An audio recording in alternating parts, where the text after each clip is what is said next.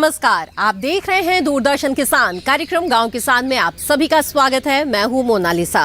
इस कार्यक्रम में हम आपके लिए कृषि और पशुपालन से जुड़ी हुई ऐसी महत्वपूर्ण जानकारियां लेकर आते हैं जिस पर अगर आप अमल करें तो न सिर्फ आप अच्छा उत्पादन हासिल कर सकते हैं बल्कि अच्छा मुनाफा भी कमा सकते हैं। आज इस कार्यक्रम में खेती किसानी में जहां हम बात करेंगे बायोगैस के बारे में, तो वहीं हमारा पशुधन में बात होगी मधुमक्खी पालन की। इसके अलावा कामयाब किसान में मिलवाएंगे राजस्थान के एक युवा किसान राजकुमार सैनी से। तो आइए शुरू करते हैं आज का ये कार्यक्रम।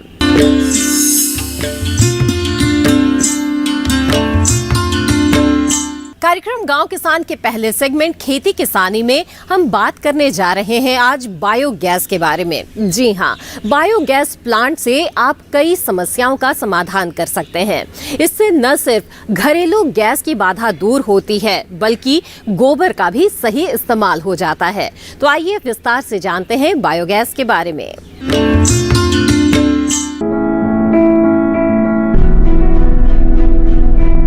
खेती और पशुपालन ग्रामीण जीवन की रीढ़ माने जाते हैं। ये दोनों जितने एक दूसरे के पूरक हैं, उतने ही ग्रामीण जीवन को सहूलियत देने में मददगार भी। इसे और सहज बनाने में बायोगैस प्लांट सबसे अच्छे विकल्प साबित हो रहे हैं। बायोगैस प्लांट से जहां खाना बनाने के लिए गैस मिलती है, वहीं बची हुई स्लरी से जैविक खाद बनाई जा सकती है।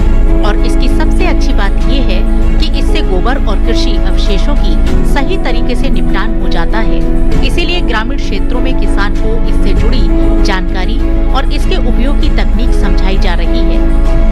सीकर के कर्ण नरेंद्र कृषि विश्वविद्यालय में बायोगैस प्लांट लगाने और उसकी उपयोगिता समझाने के लिए प्लांट का डेमोन्स्ट्रेशन लगाया गया है।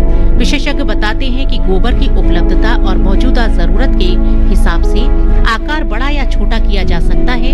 यदि किसी किसान या पशुपालक के पास 2 पशु भी हैं, तो भी बायोगैस प्लांट का लाभ लिया जा सकता है। वहीं गौमूत्र का इस्तेमाल कीटनाशक के रूप में किया जा सकता है। बेहतर जानकारी के लिए आइए चलते हैं हमारे विशेषज्ञ के पास। और इसका जो उद्देश्य है वो ये है कि आजकल ऑर्गेनिक फार्मिंग पे भी जोर बढ़ रहा है और हम किसानों को ये सलाह देते हैं कि कृषि के साथ साथ आप एक समेकित कृषि प्रबंधन करें, यानी इंटीग्रेटेड फार्मिंग सिस्टम, जो कि यहाँ की एक परंपरा भी रही है कि कृषि और उसके साथ साथ पशुपालन, ताकि ये एक दूसरे के पूरक हैं और किसानों को ज़्यादा से ज़्यादा मुनाफा मिल सके। तो अगर किसान के पास 2 दुधारू पशु हैं और उसके साथ साथ कुछ बकरियां हैं, कुछ उसके पास मुर्गियां हैं, तो उसके हमेशा आमद भी आती रहेगी और जोखिम भी घटेगी। तो अगर मान लो उसके पास 2 पशु हैं, उससे मिलने वाले गोबर को वो गोबर गैस प्लांट के अंदर, जो ये हमारा बायोगैस प्लांट है, इसमें डालें और उसको एजिटेट करें और उसके बाद में उसको सड़ने के लिए छोड़ दें। तो जो उससे गैस बनेगी वो आप देख सकते हैं कि पीछे एक पाइप से ले जाके और दूसरे रूम में ले जाया जा रहा है। और उस गैस को हम जैसे एलपीजी से कोई भी चूल्हा जला सकते हैं, गैस स्टोव जला सकते हैं, वो स्टोव जला के और पशुओं का जो राती पे राशन उसको पका सकते हैं। और उससे एक बल्ब भी जला सकते हैं, जैसे कि गैस का मेंटल होता है, उसी तरह से रात को उससे रोशनी ले सकते हैं। तो आम के आम गुठली के दाम, जो पशुओं से दूध मिलेगा उसके साथ साथ जो गोबर मिलेगा, उस गोबर का भी उपयोग हो सकेगा। और स्लरी जो बाहर निकलेगी उसमें वो सब गुण हैं जो कि फार्म यार्ड मैन्योर के अंदर होते हैं। तो ये बहुत ही अच्छी योजना है और विद्यार्थियों को हम ये दिखा के और उनको प्रेरित करते हैं कि आप हमेशा सरकारी जो नौकरियां हैं उसी की तरफ न भागें।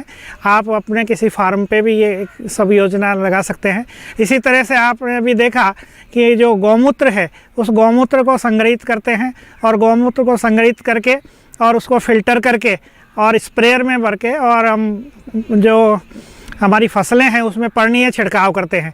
इसके पीछे जो सोच रही वो ये थी कि गौमूत्र के अंदर भी नाइट्रोजन होता है और उस नाइट्रोजन वैसे ही वोलेटाइल होता है, तो वो अमोनिया बन के और उड़ जाता है। तो जो आपको एक अजीब सी स्मेल लगती है किसी भी पशुशाला में, वो अमोनिया गैस की होती है। तो वो अमोनिया गैस उड़ के और हमारे वातावरण में यूं ही व्यर्थ चली जाती है। तो उस गौमूत्र को हम 1 भाग गौमूत्र और 4 भाग पानी मिलाकर अगर छिड़काव करते हैं तो हमारे पौधों की जो वानस्पतिक बढ़वार है, ये हमारा स्वानुभूत नुस्खा है। बढ़वार अच्छी होती है और उसकी उत्पादकता अच्छी होती है, क्योंकि हरापन उसमें बढ़ जाता है। जब क्लोरोफिल बढ़ता है तो फोटोसिंथेसिस बढ़ेगा और पशुओं की जो हमारे पौधे हैं उनकी उत्पादकता बढ़ेगी।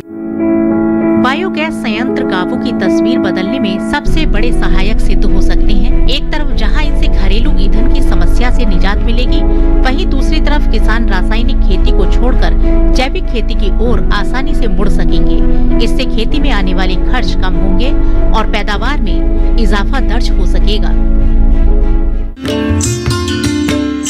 तो देखा आपने कि बायोगैस प्लांट आपके लिए कितना फायदेमंद साबित हो सकता है। इसी के साथ कार्यक्रम गांव किसान में वक्त है एक छोटे से ब्रेक का।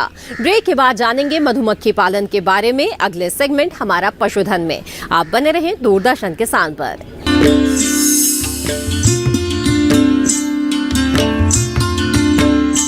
मुझे जॉब छोड़ा फिर भी सुकून। ब्रो, नए चैलेंजेस नए मौके लाते हैं। अच्छा, सीरियसली राहुल, मेरा पूरा घर now it's an online retail store. देख, वाओ, लेकिन पैसे? कुछ साल पहले दिवाली बोनस को इन्वेस्ट किया था। और अब तो है LIC का यूलिप प्लान निवेश प्लस। एक बार इन्वेस्ट करो, इंश्योरेंस से सुरक्षा का लाभ और मार्केट की बढ़त का फायदा दोनों पाओ। One sec Rahul. Madam, you are double cool.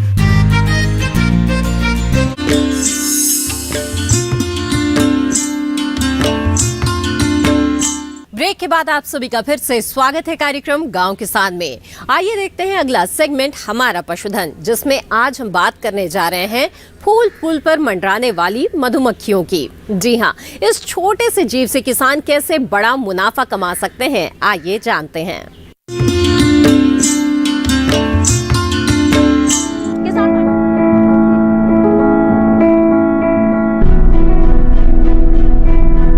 कई गुणों से भरपूर मीठा शहद किसे पसंद नहीं। बच्चों से लेकर बड़ों तक इसे बड़े चाव से खाया जाता है। शहद में कई औषधीय गुण मौजूद होते हैं, इसीलिए इसे काफी सेहतमंद माना गया है। लेकिन इस मिठास के पीछे मधुमक्खियों से लेकर किसान खासी मेहनत करते हैं। मौजूदा समय में मधुमक्खी पालन भूमिहीन किसानों के लिए आय का सबसे अच्छा विकल्प है। जो किसान इस कुटीर उद्योग को शुरू करना चाहते हैं, वो छोटी सी जगह से और कम व्यय पर इसे शुरू कर सकते हैं। इस व्यवसाय से अकेले शहद ही नहीं बल्कि अन्य उत्पाद जैसे bee venom, bee pollen, bee wax, royal jelly भी मिलते हैं। इन उत्पादों से अतिरिक्त मुनाफा भी होता है। इस व्यवसाय में युवा वर्ग अच्छी खासी दिलचस्पी ले रहे हैं और मुनाफा भी कमा रहे हैं। किसान इसे कृषि के साथ ही कर सकते हैं। ये कम खर्चीला, बेहतर मुनाफा देने वाला व्यवसाय है। इस मीठे से व्यवसाय को शुरू करने के लिए सबसे पहले खुली जगह की जरूरत होती है, जिसमें मधुमक्खी की पेटियां या बॉक्स को रखा जाता है।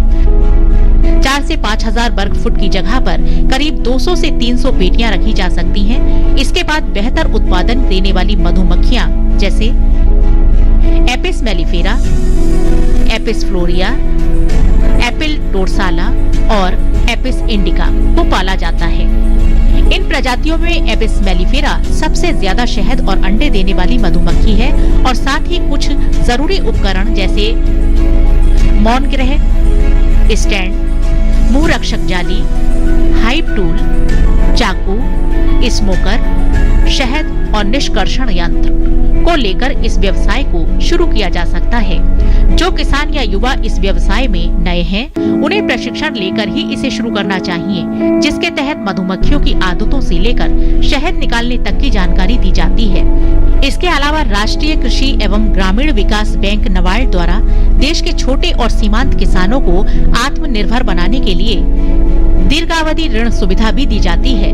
ऋण की सहायता से किसान इस व्यवसाय को आसानी से शुरू कर सकते हैं। इस छोटे से जीव से बहुत फायदे हैं। शहद और मधु उत्पादों के अलावा मधुमक्खियां अच्छी पैदावार में भी सहायक होती हैं। इससे परागण में काफी मदद मिलती है, जिससे पर्यावरण संतुलन भी होता है। इस तरह से देखा जाए तो इतने फायदों से भरपूर इस व्यवसाय में सभी का कल्याण छुपा हुआ है।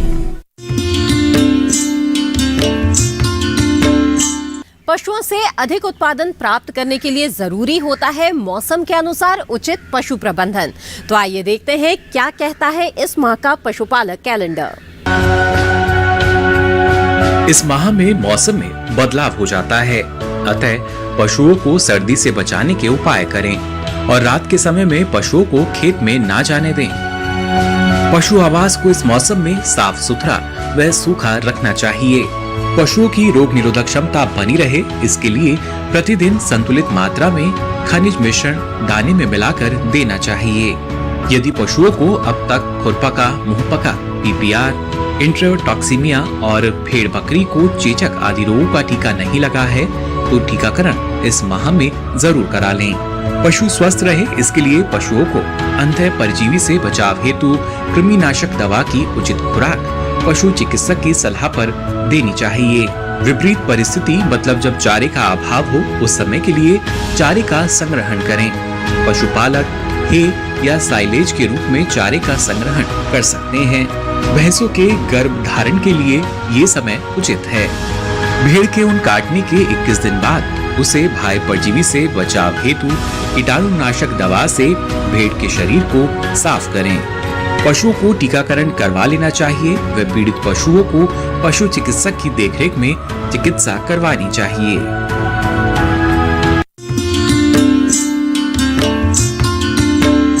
तो ये थी पशुपालन से जुड़ी हुई बेहद ही महत्वपूर्ण जानकारियां। हमें उम्मीद है कि ये जानकारियां आपके जरूर काम आएंगी। इसी के साथ कार्यक्रम गांव किसान में वक्त है एक और छोटे से ब्रेक का। ब्रेक के बाद मिलवाएंगे एक कामयाब किसान से। आप बने रहिए दूरदर्शन किसान पर।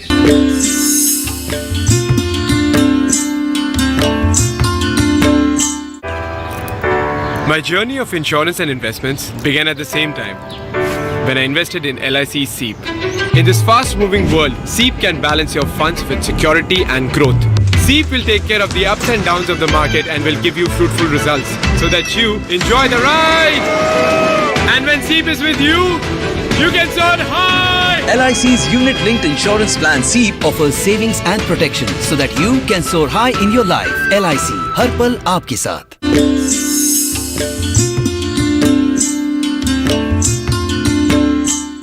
ब्रेक के बाद आप सभी का फिर से स्वागत है। आप देख रहे हैं कार्यक्रम गांव किसान। अगले सेगमेंट कामयाब किसान में आज हम आपको मिलवाने जा रहे हैं राजकुमार सैनी से, जो राजस्थान में रहने वाले एक युवा किसान हैं।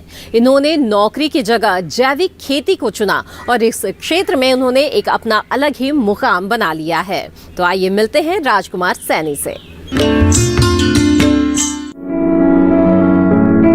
देश में ज्यादातर युवा अब शिक्षा लेने के बाद नौकरी तलाश में नहीं भटक रहे हैं, क्योंकि बदलते दौर में कृषि से बेहतर कोई व्यवसाय नहीं है। यही वजह है कि युवा नई तकनीकों के तालमेल से खेती का लाभ का व्यवसाय बनाने में सफल सिद्ध हो रहे हैं। ऐसे ही एक युवा किसान हैं राजकुमार सैनी, जिन्होंने राजस्थान में जैविक खेती को अपनाकर नए आयाम हासिल किए हैं। राजकुमार जी बताते हैं कि खेती उन्हें विरासत में मिला उपहार है। हालांकि पहले उनके यहाँ भी पारंपरिक खेती ही होती थी, लेकिन राजकुमार ने स्नातक करने के बाद खेती की नई विधाओं को समझा और उन्हें अपने खेत में आजमाया।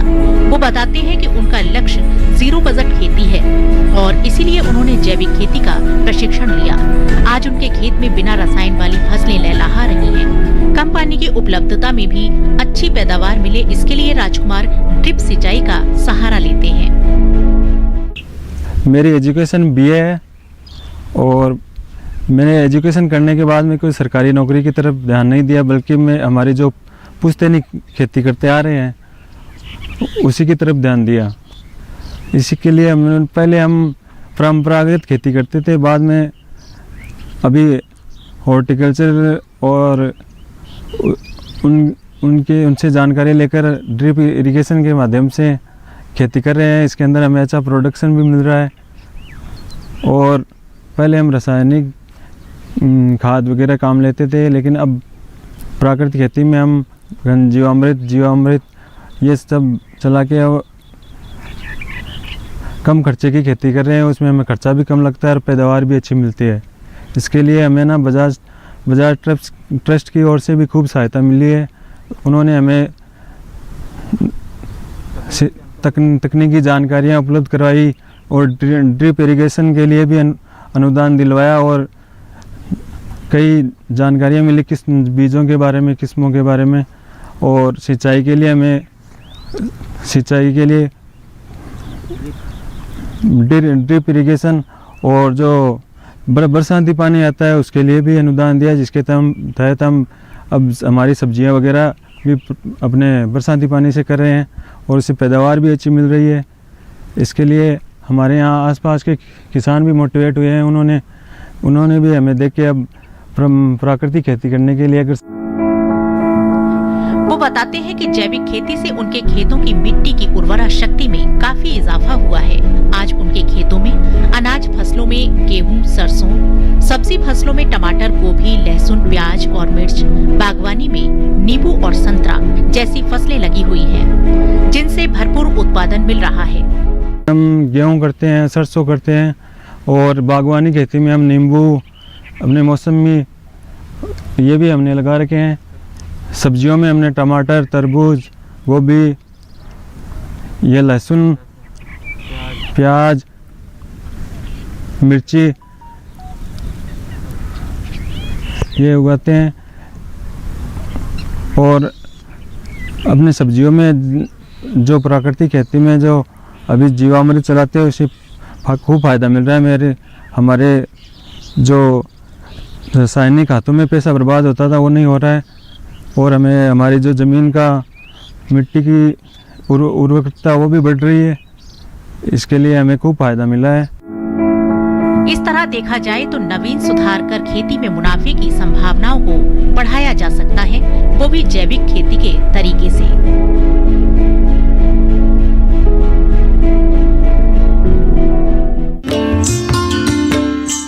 इसी के साथ कार्यक्रम गांव किसान की आज की कड़ी में बस इतना ही। इस कड़ी में जो जानकारियां दी गई है, अगर आपको वो पसंद आई तो आप टीवी स्क्रीन पर दिखाए जा रहे QR कोड को स्कैन करके दूरदर्शन किसान के YouTube चैनल पर यह कार्यक्रम दोबारा देख सकते हैं। इसी के साथ मुझे दीजिए इजाजत। आप बने रहें दूरदर्शन किसान पर। नमस्कार।